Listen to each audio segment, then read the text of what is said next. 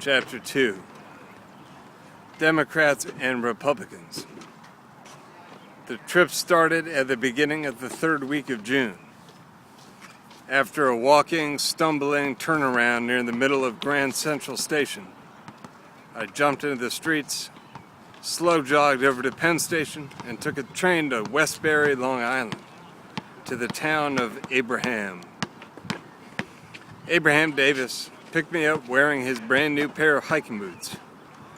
Then he drove us to an old Westbury diner he'd never stopped at before. But he liked the idea. He said he was really looking forward to the traveling. He had never taken a real guide trip like this, he said. We ordered 2 corned beef hashes and home fries. With Ernie along, I explained to Abe, corned beef hash would likely be a standard operating procedure. At 10 a.m. we got gas, and between a couple of hesitant breaths, Abe said he was actually glad Ernie was coming on the trip. Though from Abe I knew it was just a superstitious gesture. A personal pep talk from a kind but cautious spirit. Abe didn't know that the trip was Ernie's idea to begin with, not mine. I like the guy. Try it again. I like the guy, I do, he said. No, you don't. Yeah, I do. He's got a good heart. Oh yeah? I asked. Sure, Abe answered, a little condescendingly. Well, you might be right, but when you've known him as long as I have, you know it's just... I paused to find the correct words, but realized I didn't know what they were exactly. I stopped. What, you know it's just... Forget it, I told him. Don't worry, friend, I wasn't planning to steal him away from you. That's really funny. What time's he getting in? I looked at my underutilized Iron Man sports watch. Soon, I said to Abe. Come on, we're late. We picked Ernie up at LaGuardia a few minutes before noon, flown down from Boston, and Abe gave him the wheel when he asked for it. At 12:30, we got on the wrong highway, going in the wrong direction.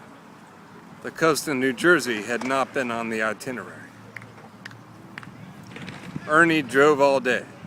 It was too early, too soon to worry about it.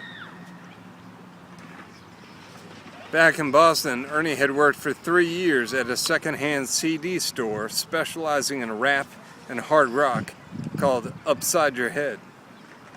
He wasn't exactly career-oriented at the time. He was simply money-oriented, theoretically gearing up for law school, but still largely anti-establishment. As a matter of fact, anti-many things. He was a self-proclaimed and vigilant victim of the 80s, not to mention the 70s, especially now the fucking PC gangsta 90s. A genuine music on television junkie for a good half-decade of his precious life. But surely too many video bits in all our heads. It's an old story. As it goes, Ernie became a slightly mellower guy since he was introduced to good pot in college. And Abe Davis gets most of the credit for that. Abe knew it was tricky business, but must have decided it was worth it. For some strange reason I never figured out.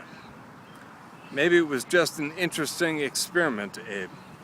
Or maybe he thought of it as a form of community service, calming Ernie down.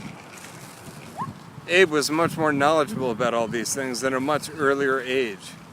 Abe went to Choate Rosemary Hall. Abe had a dealer on the West Coast before his 17th birthday. Abraham Davis, named after the president, was a nice rich kid we met in school. Abe wore a lot of cashmere sweaters and hung around mostly with drama students. That is, when he wasn't getting high at his off-campus bungalow. He easily entrapped people with his overstuffed couches, his big screen TV, and his strategically placed mini satellite speakers, converting some of us almost entirely over to Stevie Wonder for a while. And only God knows the effect that Abe had on the girls who went in there.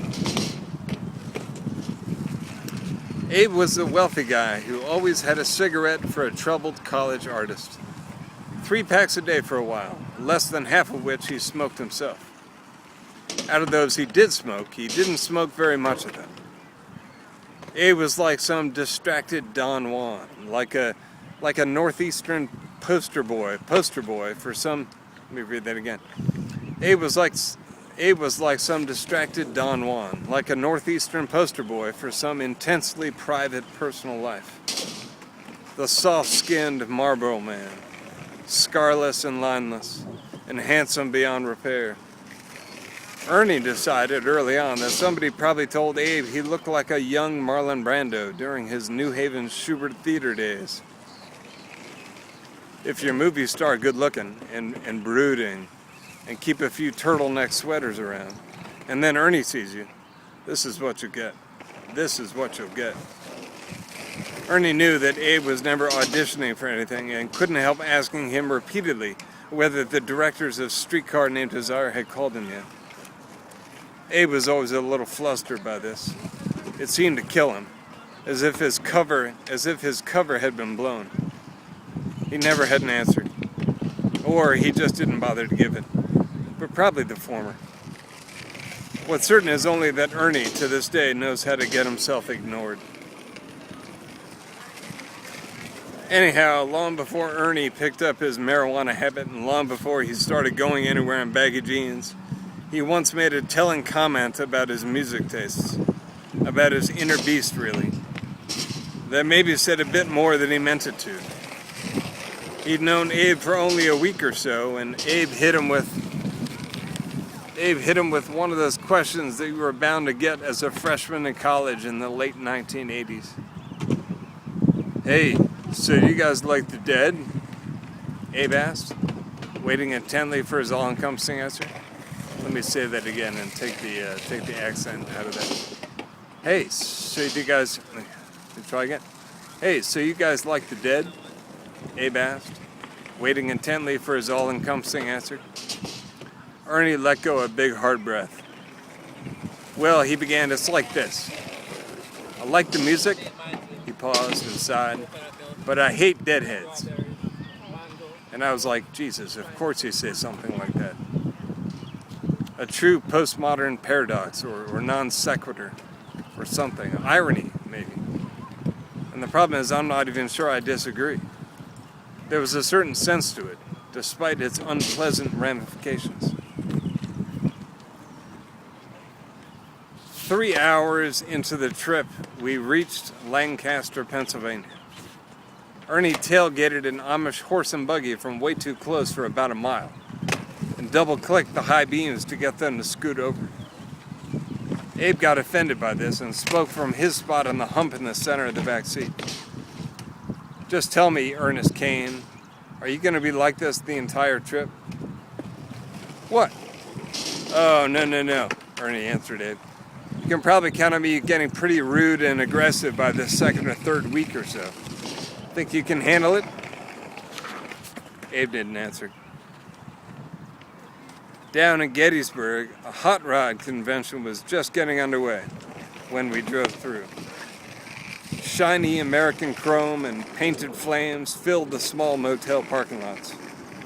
Grease lightning hopped and roared all over the place. License plates from as far away as Oklahoma and mass of 2 shits. A man and a woman in a small lot smiled as we passed them, probably amused at our foreign choice of vehicle. And then the buildings ended, and we were out on the road that splits the old Civil War battlefield. Abe Davis lectured. The North was up there, the South over this way. Big fight in the middle here. And see those trees, guys? They're called the cops. That's where... And so on, and mostly to himself, underneath the loud music. Ernie ignored him and turned it up even more. Two ZZ Top style hot rods burned black streaks into the road and roared up past the path trooper, one behind the other, chasing and drafting.